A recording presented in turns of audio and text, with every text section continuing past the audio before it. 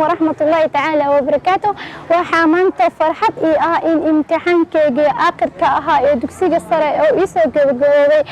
نمسي وناج إحنا أو يوصل ماضي أنا أو عافيمات قبا فرحت أدوين أيام كفر أحسنها وحن هنبلي الوذاق يا والدين تيجا أو أنت يوصل دجالين أو قرب كيجا هاين وحن يقول هاي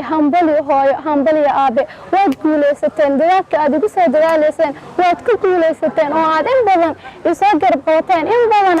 يدرسين إن نقولستو الحمد لله ما أنت ونقولستي إن كان وتقولستين ما دام دجاك أدي يوصل دجالين أن كده هنبلي معلمين تيجا معمولك iyo dhammaan dugsiga banaadirsoon hambalyo ayaan idin leeyahay xaqiiqadii aad ayaa ii garab siiseen waayo shalay waxaan imaaday anigoon kala saari karin nolosha waxa ay tahay anigoon aqoonin wax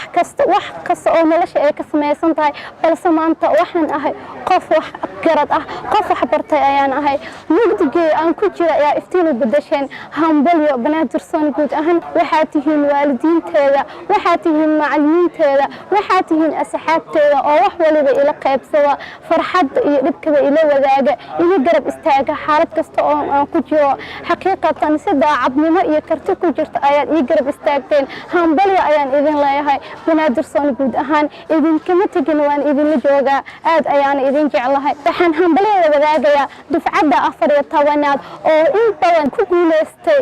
dadaalkoodii ka dhaweeyay dadaalkii ay soo dadaalayeen intaa oo sanado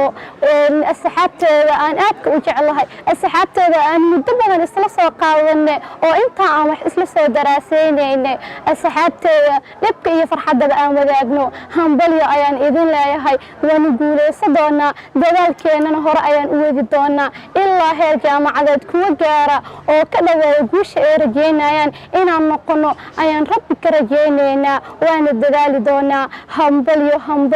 hambalyo dufcada 14aad hambalyo guud ahaan ayaan u dirayaa dugsiga banaadirsoon